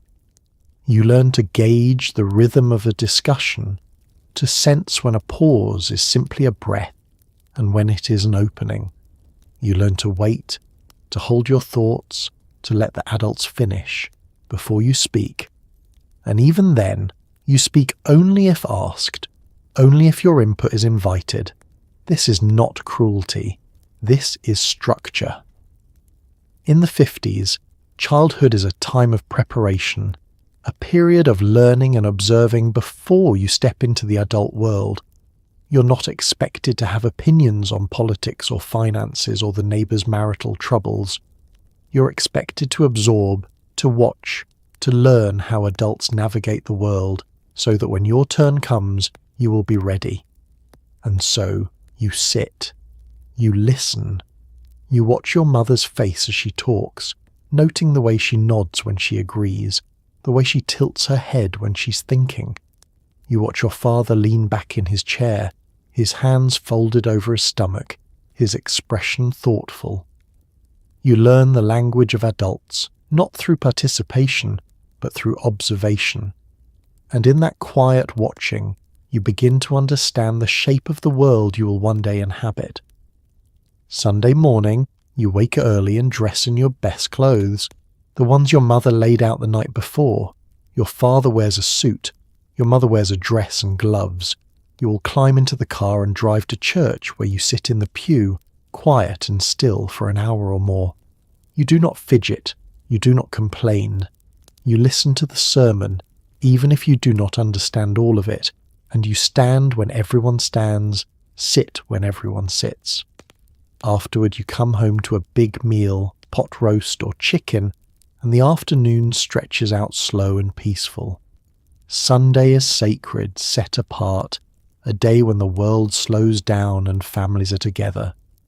The church is white clappered, its steeple rising high against the blue sky, a bell hanging silent in the tower. You walk up the worn steps, your shoes clicking on the wood, and step through the heavy doors into the cool, dim interior. The smell of old wood and candle wax fills the air, familiar and comforting. Your family takes its place in the same pew it always occupies, third row from the front on the left side. Your father sits on the aisle, your mother beside him, you and your siblings lined up in descending order. The service begins with a hymn, and you stand holding the hymnal your mother has opened, though you do not need it. You know the words by heart, have sung them every Sunday for as long as you can remember. Your voice blends with the others, a collective sound that rises toward the rafters, strong and sure. The minister steps to the pulpit, his robes dark and formal, his expression solemn. He begins to speak, his voice deep and measured, and you listen, or try to. The words are complex, the sentences long and winding, full of references to scriptures and parables you only half understand. Your mind wanders. You study the stained glass window behind the altar, the coloured light streaming through, casting patterns on the floor. You count the ceiling beams. You wiggle your toes inside your stiff Sunday shoes, but you do not fidget visibly. You do not whisper to your brother or swing your legs. You sit with your hands folded in your lap, your spine straight, your face composed. Because this is church, and in church children are expected to be silent and respectful, regardless of whether they are engaged or bored. When the service ends, you file out slowly, shaking the minister's hand at the door. He smiles at you, pats your head, and you say thank you. even though you're not entirely sure what you're thanking him for. Outside, your parents linger, talking with neighbours, while you stand nearby, patient and quiet. At home, your mother changes into an apron and begins preparing dinner. The pot roast has been cooking all morning, filling the house with its rich, savoury smell. Potatoes and carrots simmer on the stove. Biscuits bake in the oven, rising golden and warm. You set the table, placing the forks and knives just so, folding the napkins the way your mother taught you. When the meal is ready, the family gathers. The food is abundant and the table feels festive, even though it is just an ordinary Sunday. You eat slowly, savouring each bite, and afterward you help clear the dishes. Then the afternoon opens up, long and unstructured. Your father reads the paper in his chair. Your mother sits on the porch, shelling peas or mending a shirt. You play quietly, or you read, or you simply sit, letting the day unfold at its own gentle pace. Sunday is different. It is slower, quieter, set apart from the rush of the week, and in that slowness there is a kind of peace. By the time you're 7 or 8, you're expected to handle certain tasks on your own. You walk to the store with $1 and a list, purchasing milk or bread, and bringing home the change. You answer the telephone and take messages. You watch your younger siblings while your mother hangs laundry or runs an errand. These responsibilities are not burdens. They are signs of trust, evidence that you are growing, that you are capable, and you rise to meet them proud to be needed, proud to contribute, proud to prove that you can be counted on. Your mother hands you a list written in her careful script and a $1 bill folded once. The list is short: a loaf of bread, a quart of milk, a dozen eggs if they have them. She does not walk you to the door. She does not review the list with you or quiz you on prices. She simply hands it to you and says, straight there and straight back. You nod, tucking the list and the $1 into your pocket, and step outside. The walk to the store is 5 blocks. You know the route by heart. Every crack in the sidewalk, every yard with a dog, every corner where you have to look both ways before crossing. You walk with purpose, your shoulders back, trying to look older than you are. This is grown-up work, and you want to do it well. Inside the store the air is cooler, and the smell of fresh bread and floor wax greets you. Mr. Kowalski is behind the counter, as always. He nods when you enter.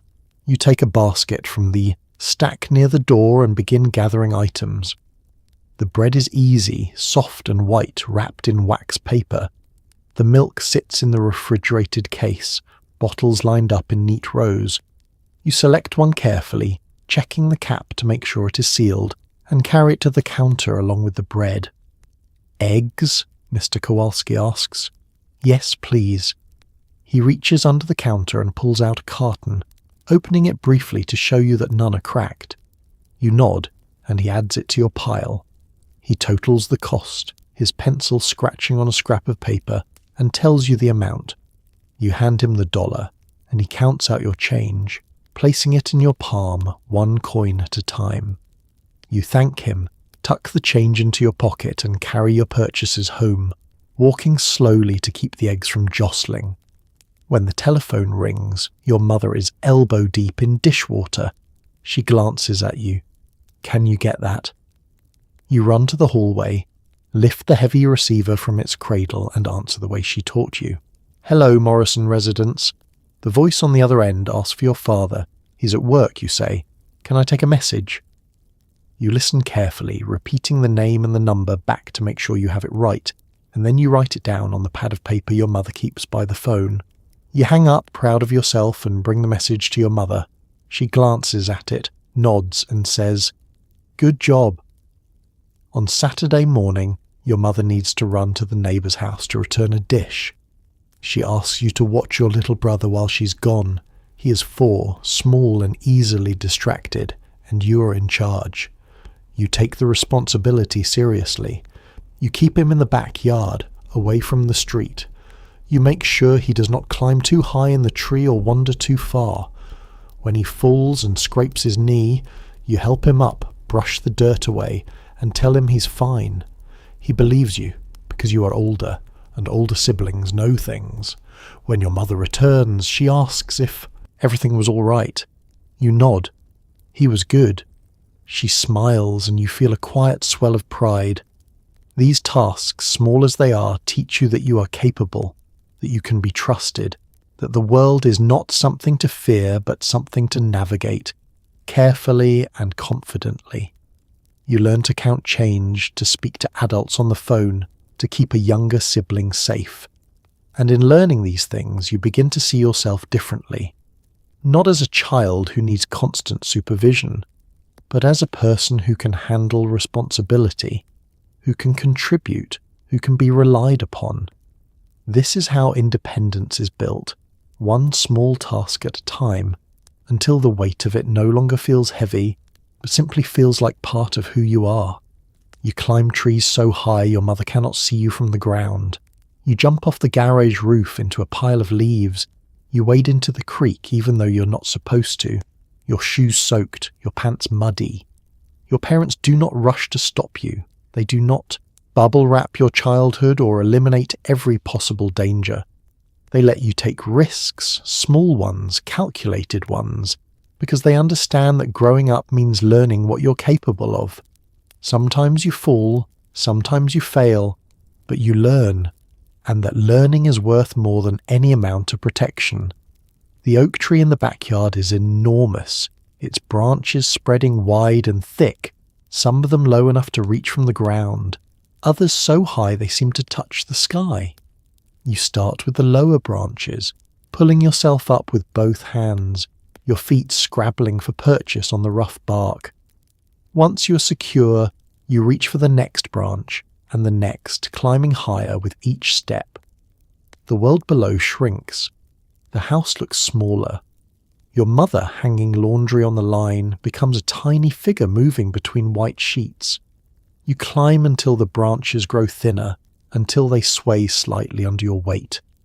This is the test, the place where you have to decide whether to go higher or to stop. You pause, one hand gripping the trunk, the other reaching for the next branch. Your heart pounds, not from fear exactly, but from the thrill of it. The knowledge that you are doing something dangerous, something your mother would probably tell you not to do if she knew how high you had climbed. But she does not know, and you do not tell her.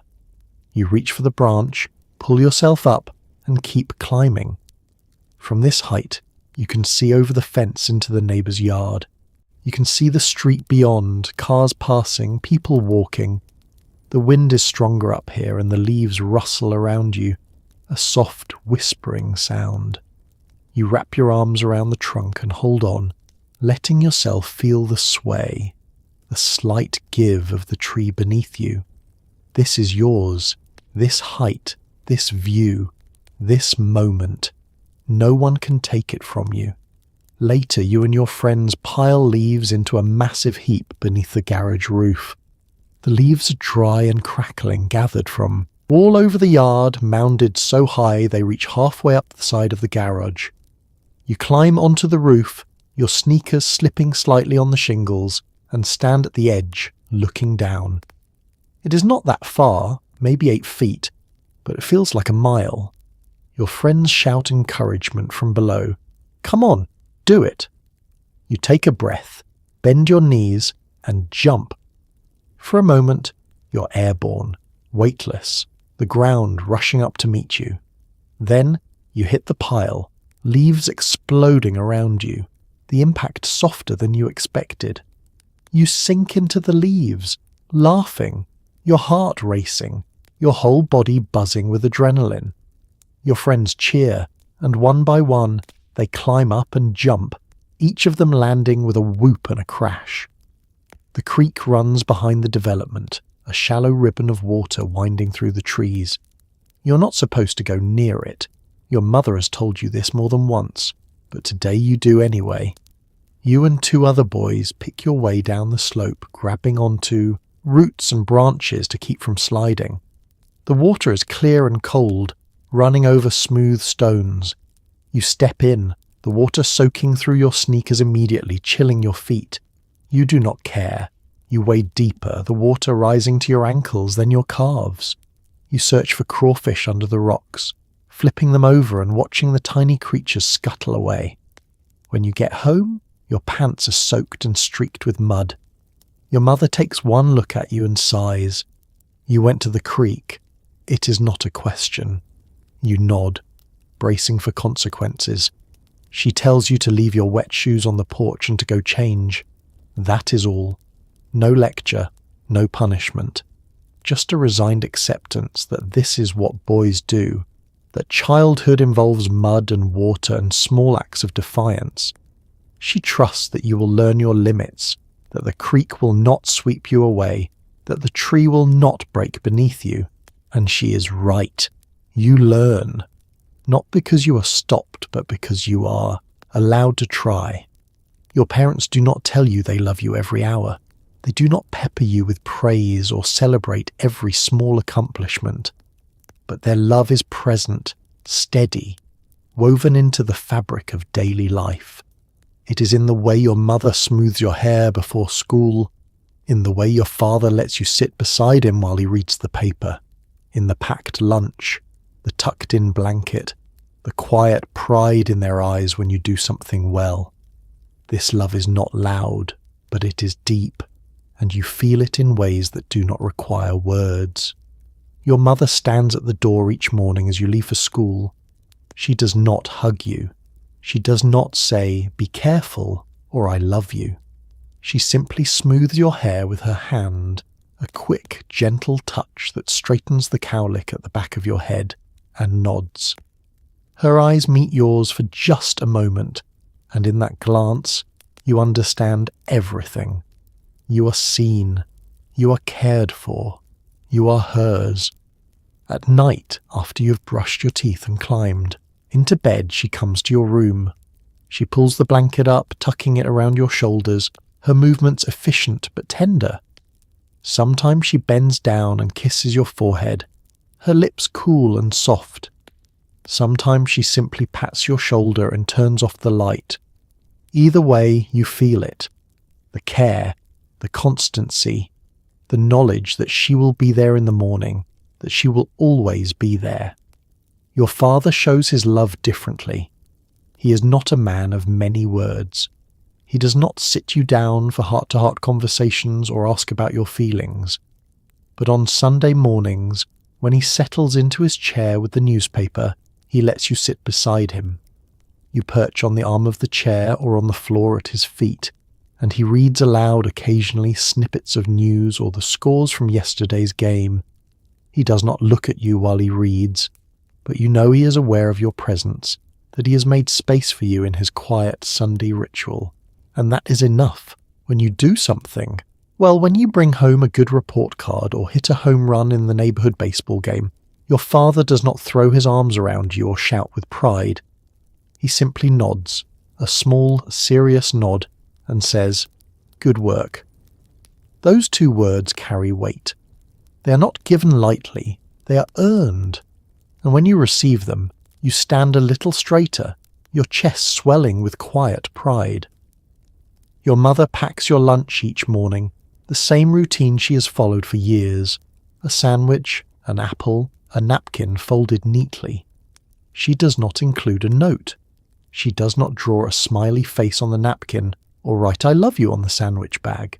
But you know, when you unwrap that sandwich at lunchtime, that she made it for you, that she woke early to prepare it, that she thought of you as she spread the peanut butter, that she wanted you to have something good to eat in the middle of your day. That is love, even if it is never named. In the evening, when your father comes home from work, he is tired. His shoulders sag and there are lines around his eyes that were not there in the morning. But he still takes the time to ask about your day. "How was school?" he says, setting his hat on the table. "Fine," you answer, because that is what children say. And he nods, satisfied, and moves on. The question is brief, but it is asked. Every single day it is asked. And in that asking, you know that you matter, that your life is important to him, even if he does not say so out loud. This is how love looks in the 50s. It is not loud or showy. It is not performed for an audience. It is steady and quiet and ever-present, woven into the small, unremarkable moments of daily life. And because it is always there, you do not question it. You simply live inside it, surrounded by a warmth you will not fully appreciate until much later, when you are older and the world has taught you that love comes in many forms, but none quite as solid as the kind you knew as a child. Childhood in the 50s is not soft. It is not padded or cushioned or carefully managed. You're expected to be tough, to handle disappointment, to brush off failure and try again. If you fall off your bike, you get back on. If you lose a game, you shake hands and move on. If someone teases you, you learn to ignore it or stand up for yourself. Your parents do not intervene in every conflict. They do not shelter you from every hardship. They let you experience struggle, because struggle is how you learn resilience, how you discover your own strength. You fall off your bike on a Tuesday afternoon, your front wheel catching on a patch of loose gravel. The bike skids out from under you, and you hit the pavement hard, your palms scraping against the rough surface, your knee slamming down. For a moment, you just lie there, stunned, the wind knocked out of you. Pain blooms hot and immediate in your knee.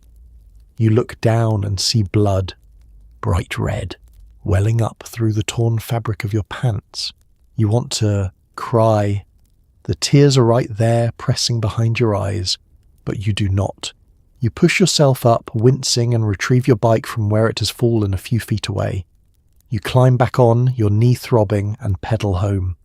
You do not run to your mother wailing. You do not make a scene. You simply show her your knee, and she cleans it, dabs it with iodine, and sends you back out. And you go. At school, you lose the spelling bee in the third round. You misspell a word you know, a simple word, because you are nervous and the whole class is watching. You sit down, your face hot with embarrassment, and the girl who beat you moves on to the next round. You want to protest, to ask for another chance, but you do not.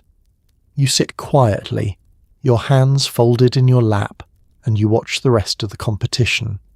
Afterward, your teacher says, "Better luck next time," and that is all. On the playground, a boy a year older than you calls you a name. It is not a terrible name, but it stings, and the other kids laugh. You feel your face flush, your hands curling into fists. You have a choice. You can walk away or you can respond. You choose to walk away, your head high, your jaw tight. The boy calls after you, but you do not turn around. Later, when you tell your father about it, he asks, "Did you hit him?" "No," you say. "Good," he says. "Unless he hits you first, you walk away. And if he does hit you, you hit him back harder." You do not know if you will follow that advice, but you nod and you file it away. Your baseball team loses the championship game in the final inning. You are playing outfield and a ball sails over your head, too high, too fast. You run, but you cannot catch it. The other team scores. The game is over. Your teammates are silent, their faces shadowed with disappointment. The coach lines you up to shake hands with the other team, and you do one by one, forcing yourself to meet their eyes, to say good game even though the words taste bitter. Afterward, you sit on the bench, your glove in your lap, and you let the disappointment settle. It hurts, but it does not break you. Your parents do not swoop in to fix these moments. They do not call the teacher to complain about the spelling bee. They do not confront the boy who teased you. They do not blame the coach for putting you in the outfield. They let you feel the disappointment, the hurt, the frustration. They let you sit with it, and then they expect you to get up and keep going. Because that is what life requires, not the absence of failure, but the ability to withstand it, to absorb it, and to move forward. And so you learn. You learn that falling does not mean you are broken, that losing does not mean you are worthless, that being teased does not mean you are weak. You learn that toughness is not about never feeling pain, but about feeling it and continuing anyway. You learn that resilience is built, one small struggle at a time, until the weight of disappointment no longer crushes you, but simply becomes another thing you carry, another thing you have survived. At the end of the day, when the streetlights flicker on and you head home, the neighborhood feels like a known and trusted place. You recognize every house, every face, every dog barking behind every fence. The world is smaller than it will seem later, contained and manageable, and within that smallness is a kind of safety. Not the safety of rules and supervision, but the safety of familiarity, of community, of knowing that you belong. You walk home through the gathering dusk, tired and happy, your shoes scuffed, your knees scraped, your heart full. And when you step through the front door, your mother is there, and dinner is waiting, and everything is exactly as it should be. The streetlights hum as they come to life, one by one, casting circles of yellow light on the pavement. This is your signal, the universal call that means it is time to go home. You do not need a watch. You do not need your mother calling your name. The lights tell you, and you obey, gathering your things, saying goodbye to your friends, and turning toward home. The walk is short, just a few blocks, but you take your time. You know every step of this route. You know the house with the blue shutters where the old woman sits on the porch in her rocking chair. You know the corner where the sidewalk buckles, creating a small ramp that is perfect for jumping off on your bike. You know the oak tree with the initials carved into its trunk, layered over one another, generations of children marking their presence. You pass Mr. Riley's house, and he is out front watering his lawn, the spray from the hose catching the last of the sunlight and creating a faint rainbow. He lifts a hand in greeting, and you wave back. You pass the Hendersons' yard where their dog barks once, a lazy, half-hearted sound before settling back down. You pass the corner store, its lights still on, Mr. Kowalski inside sweeping the floor. This is your world, small and contained. You could draw a map of it from memory, every street and alley, every shortcut and hiding place, and because it is small, it feels safe. You know who lives in each house. You know which neighbours are kind and which ones are grumpy. You know where you are welcome and where you should not linger. This knowledge is a kind of armour, a quiet assurance that you are not alone, that you are part of something larger than yourself. When you reach your house, the porch light is on, a warm glow spilling out onto the steps. You can see your mother through the kitchen window, moving between the stove and the sink. The smell of dinner drifts out through the screen door, something savoury and familiar. You climb the steps, your legs tired, your body pleasantly worn out from the day's play. Inside, the house is warm and softly lit. Your father is in his chair, the newspaper spread across his lap. Your younger brother is on the floor, playing with his toy cars, making quiet engine noises.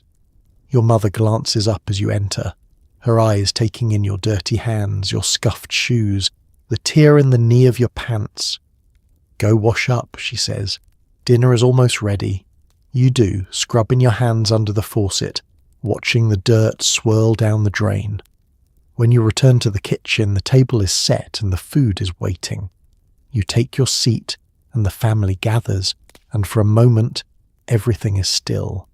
This is home. This is safety. Not because nothing bad can happen here, but because you are known here. You are expected. You are part of the rhythm, the routine, the daily life of this house and this neighbourhood. Outside, the world is growing darker, the streetlights standing guard against the night.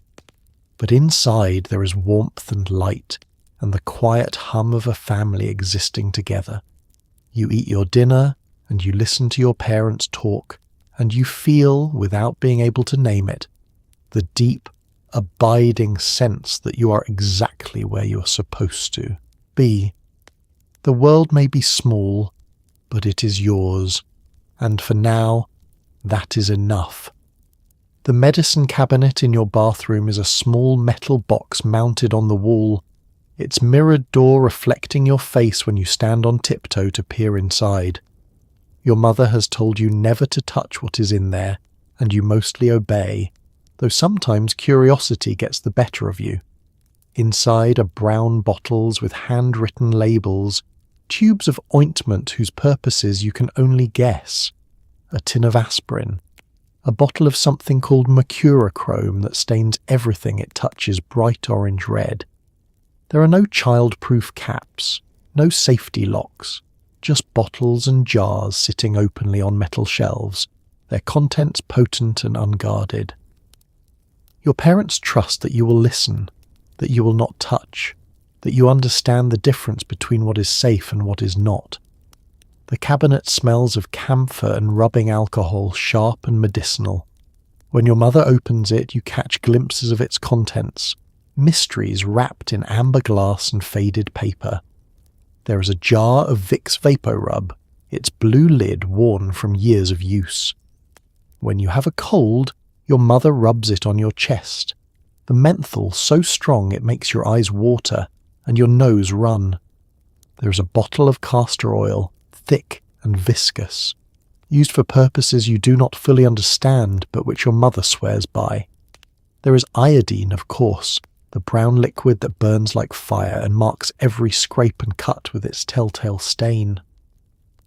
One afternoon, while your mother is hanging laundry, you stand on the toilet seat and open the cabinet. You're not supposed to, but the curiosity is too strong. You reach for a bottle, turning it carefully in your hands.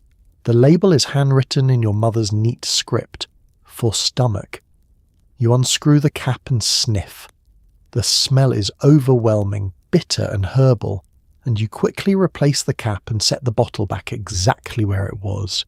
There are other things too, a straight razor, folded and sharp, that your father uses for shaving, a bottle of hydrogen peroxide that fizzes when applied to cuts, a small tin of something called spirits of ammonia, which you have seen your mother wave under your grandmother's nose when she felt faint.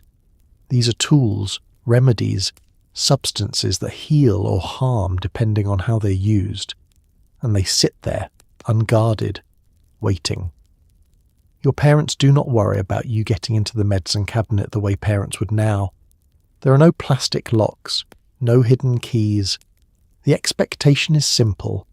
You have been told not to touch, and you will not touch, and mostly you do not.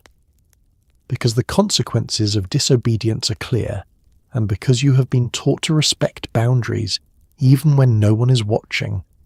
The medicine cabinet is a test of trust, and you pass it day after day by simply leaving it alone. But sometimes, late at night, when you cannot sleep, you think about that cabinet, about the bottles and jars and their mysterious contents, about the fact that danger sits just a few feet away, unguarded and accessible. It is a strange feeling, knowing that something harmful is so close that only your own restraint keeps you safe. And in a way, that knowledge is its own kind of education. You learn that the world is full of things that can hurt you, and that your safety depends not on locks and barriers, but on your own good judgment and self-control. On a Tuesday morning in spring, the school nurse sets up a station in the cafeteria. A folding table, a metal tray of syringes, a stack of cotton balls soaked in alcohol. You line up with your classmates, single file, waiting your turn. There are no permission slips, no parents present, no lengthy explanations about what the vaccine is for or what side effects you might experience. The nurse simply calls you forward, swabs your arm with the cold, wet cotton, and administers the shot. You wince at the sting, but you do not cry. Crying is for babies, and you are not a baby anymore. She places a small band-aid over the injection site and tells you to go back to class, and you do, your arm sore, a faint ache blooming beneath the skin. The cafeteria smells different today, less like food and more like rubbing alcohol and nerves. Some of the younger children are crying already. even though they have not received their shots yet. Their fear is contagious, spreading through the line like a whisper. But the older kids stand stoically, arms crossed, trying to look brave. You're somewhere in the middle, neither terrified nor entirely calm, just waiting for it to be over. When your turn comes, you step forward. The nurse is a middle-aged woman with kind eyes and no-nonsense hands. She does not ask how you are feeling. She does not try to distract you with conversation. She simply rolls up your sleeve, swabs your upper arm with a cotton ball, and tells you to hold still. You look away, focusing on the wall, on the poster showing the food pyramid, on anything but the needle approaching your skin. The sting is sharp and sudden, a hot pinch that makes you suck in your breath. But it is over almost before it begins. The nurse presses a cotton ball to the spot, tapes it down with a band-aid, and waves you toward the door. Next, she calls, and you walk back to class, your arm throbbing faintly. No one calls your parents to let them know. No one sends home a note explaining what vaccine you received or what to watch for. Your mother will notice the band-aid later, when you change for bed, and she will nod. "Polio?" she asks. You shrug. "Maybe." She does not seem concerned. "Good," she says, and that is the end of it. This is how public health works in the 50s. Efficiently, collectively, without fanfare. Immunizations are not optional. They are not debated. They are simply administered to every child, in every school, because that is how you protect a community. Your parents trust the school trusts the nurse, and you, standing, in line with your classmates, are part of something larger than yourself, a generation being shielded from diseases that once killed thousands. The next day, your arm is sore. You cannot lift it above your shoulder without wincing, but you do not complain.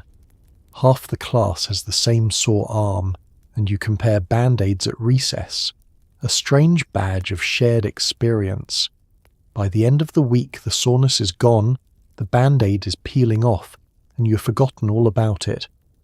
But the protection remains, invisible and lasting, a gift you will carry with you for the rest of your life. You and your friends crouch in the empty lot behind the development, a book of matches in your pocket, a small pile of dry leaves and twigs at your feet. Someone strikes a match, and the flame flares bright and orange in the gathering dusk. You watch it burn down to your friend's fingers before he drops it, the flame extinguishing in the dirt. Someone else strikes another match, holds it to a dry leaf, and watches as the leaf curls and blackens, a thin line of smoke rising into the air. This is forbidden, you know, dangerous. But it is also thrilling. The power of fire contained in your small, careful hands. Your parents would punish you if they knew, but they do not know, and that secrecy is part of the appeal. The matches come from the kitchen drawer, taken one book at a time, slipped into a pocket when no one is looking. They are the cheap kind, cardboard books with red tips, given away free at the gas station or the corner store. Strike anywhere, the cover says, and you test this claim, dragging a match across a rock, a piece of concrete, the bottom of your shoe. Each time the match flares to life, and you feel a small thrill of power. You're not trying to start a real fire. You're not reckless or stupid. You simply want to see what fire does, how it moves, how it consumes. You light small things, a piece of paper, a dead weed, a twig no bigger than your finger. You watch the flame travel along the edge of the paper, the way it eats the white and leaves behind black. You watch the weed curl and twist as it burns, releasing a faint acrid smell. You watch the twig blacken and split, glowing orange at its core. One of your friends suggests building a small campfire, just a tiny one, nothing big. You gather more twigs, arranging them in a loose pile, and someone lights a match and holds it to the base. The fire catches slowly, tentatively, and then it grows, flames licking upward, crackling softly. You all sit back, watching it burn, mesmerized by the movement, the heat, the light. For a few minutes, you are pioneers, explorers, masters of the elements. Then the fire burns down to embers, and someone kicks dirt over it and you scatter, heading home before anyone notices you're gone. Your parents do not find out. Or if they do not say anything. Fire is part of childhood in the 50s, a boundary you test, a danger you flirt with. Your father burns, trash in a barrel in the backyard, and you stand nearby watching the flames leap and twist. Your mother lights the stove with a match every morning, and you see how casually she handles the fire, how unafraid she is. Fire is a tool, and you are learning to use it, even if your experiments are small and secret and tinged with the knowledge that you're doing something you should not. Years later, you will marvel at the freedom you had, the risks you were allowed to take. But at the time, it does not feel remarkable.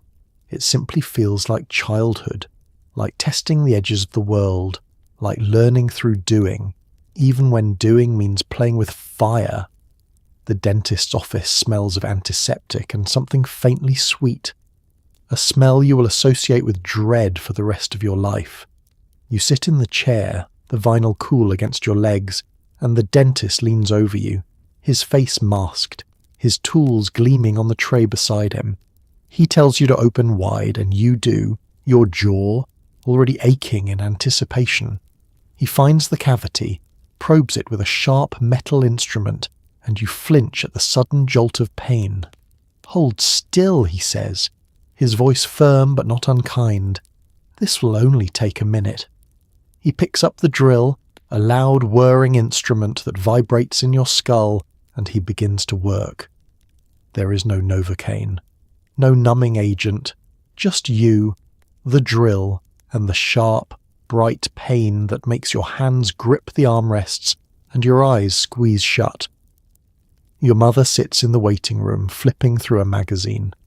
She cannot hear the drill, cannot see your white knuckles or the tears leaking from the corner of your eyes. The dentist works quickly, efficiently, drilling out the decay and filling the cavity with silver amalgam. The pain is intense, a burning, grinding sensation that seems to radiate through your entire jaw. You want to cry out, to push him away, but you do not. You hold still, because that is what you have been taught to do. You endure. When it is over, the dentist tells you to rinse and spit. Your mouth tastes like metal and blood. He pats your shoulder. "Good job," he says, as if you have accomplished something.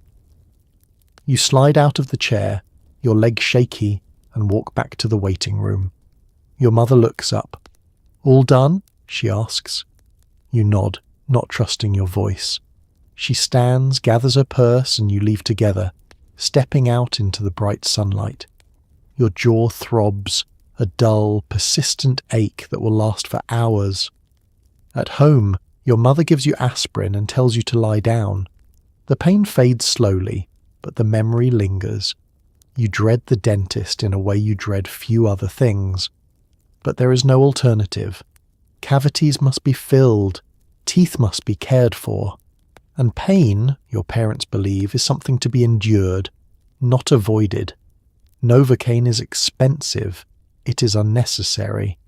Children are resilient, and a few minutes of discomfort will not harm them.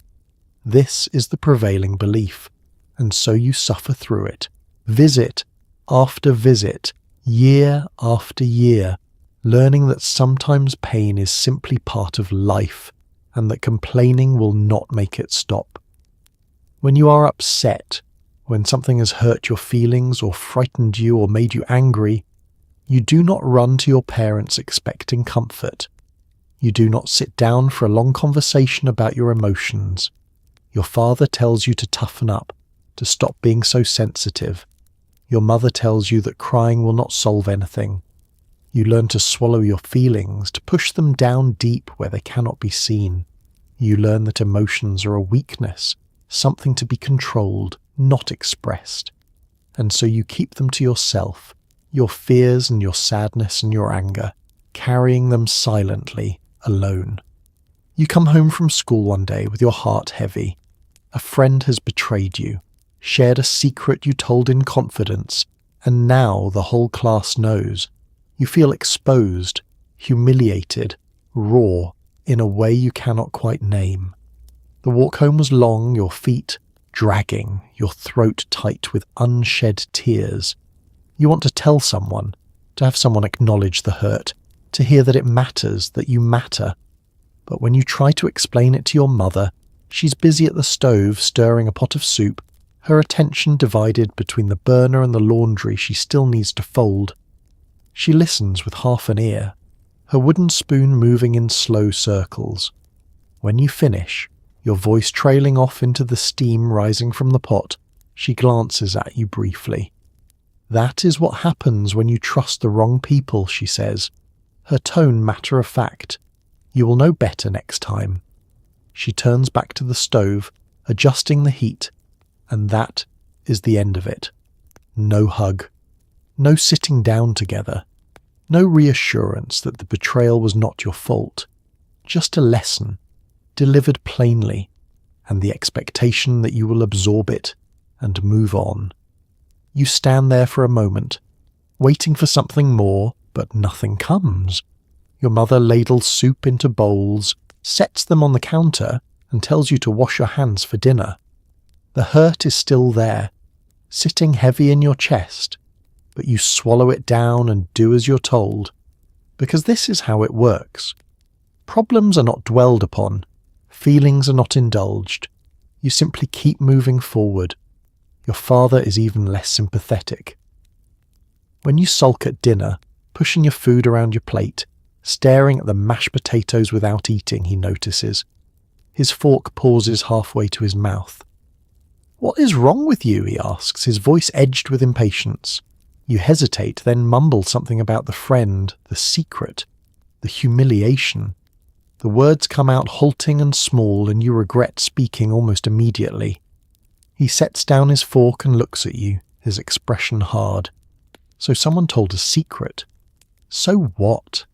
His tone is dismissive, as if your pain is trivial, unworthy of attention. Are you going to cry about it? You shake your head quickly, your eyes fixed on your plate. Then toughen up, he says. The world is not going to coddle you. He picks up his fork again and resumes eating, and the conversation is over. You sit in silence, the words echoing in your head, shame mixing with the hurt until you cannot tell them apart. You learn over time that your feelings are not a priority, that sadness and fear and anger are things to be managed privately, not shared publicly. You learn to present a calm exterior, to keep your voice steady, to hold back tears until you are alone in your room with the door closed and the lights off. You learn that crying is shameful, that vulnerability is weakness, that the only acceptable response to pain is to endure it without complaint. When you are frightened, when a thunderstorm wakes you in the middle of the night and the lightning flashes so bright it turns your room into day, you do not call for your mother. You lie in the dark, your blanket pulled up to your chin, your heart pounding with each crack of thunder.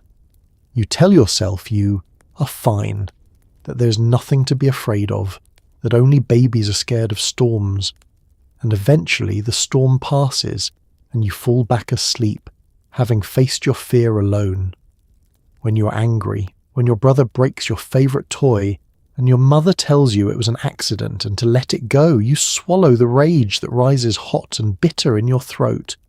You do not yell, you do not throw things, you clench your fists, bite the inside of your cheek and walk away. Later, alone in your room, you let the anger out in small silent ways. You punch your pillow, you kick the leg of your bed. But you do not tell anyone, because anger, like all emotions, is something to be controlled, contained, hidden away. This shaping of emotion has consequences you will not understand until much later. It builds a wall inside you, a barrier between what you feel and what you show. It makes you self-reliant, Yes, capable of enduring hardship without falling apart. But it also makes you isolated, carrying weights that might have been lighter if shared. You learn that no one is coming to rescue you from your feelings, that comfort is not something you can expect, that the only person you can truly rely on is yourself. Your parents do not do this out of cruelty. They do it because this is how they were raised, and their parents before them. Emotions are messy, unpredictable, inconvenient. In a world where survival depends on discipline and order, there is no room for lengthy discussions about feelings. Children must be tough, resilient, able to withstand disappointment and pain without crumbling. And so, they are taught, through 1,000 small interactions, to keep their emotions in check, to present a strong face to the world, to suffer quietly and move on. But in the quiet of your room, when the house is dark and everyone else is asleep, you feel the weight of all those swallowed feelings. They sit inside you, unsaid and unacknowledged, a heaviness you carry alone. You wonder, sometimes, if anyone else feels this way, if your friends carry the same hidden hurts, the same secret fears, but you do not ask because asking would mean admitting weakness, and weakness is not allowed. And so you learn to be tough. You learn to toughen up, just as your father said. You learn to keep your chin up, your voice steady, your tears hidden. You learn that strength means silence, that resilience means endurance, that growing up means learning to carry your burdens alone. It is a hard lesson, but it is the lesson of the 1950s, and it shapes you in ways both strong and fragile, building a foundation that will hold you upright even as it keeps you distant from your own heart. So tonight, as you settle deeper into your blankets, the soft kind that carry no weight but hold you gently, let's take a breath and look back at the world you just walked through. You woke up in a house where rules were firm and love was quiet. You ate what was given, did what was expected, and roamed free until the streetlights called you home. You climbed trees without permission, rode bikes without helmets, and learned resilience not through lectures but through living. You were disciplined swiftly, trusted early, and expected to contribute without complaint. This was childhood in the 1950s, a world that would be unrecognizable now, maybe even unthinkable, but a world that shaped millions of people who grew up strong, self-reliant, and quietly capable. For all its strictness, there was something steady in that era. Parents did not hover or negotiate. They simply expected, and children rose to meet those expectations. Neighborhoods were shared spaces where everyone looked out for one another. Independence was handed to you early, along with the understanding that you were responsible for yourself. And love, though rarely spoken, was woven into every packed lunch, every tucked-in blanket, every quiet nod of approval. These parents did not think of themselves as heroes. They were just doing what parents did, working hard, maintaining order, raising children who would carry forward the values of discipline, respect, and resilience. They believed that childhood was preparation, not performance, and that the best gift they could give was not comfort but capability. So as you drift towards sleep tonight, maybe take a moment to honor the people who lived this way. The mothers who woke before dawn, the fathers who worked without complaint, the children who learned to be tough, to endure, to keep going. They were not perfect, but they were steady. And perhaps there is something we can learn from that steadiness, that quiet insistence that life goes on, that responsibilities are met, that families hold together through structure and routine and unspoken care. History is not always gentle, but sometimes it is a screen door closing, a bicycle coasting down a hill, a mother's hand smoothing your hair, and that in its own way is everything. Good night, and may your rest be peaceful, knowing that you are part of a long line of people who have simply done their best, one ordinary day at a time.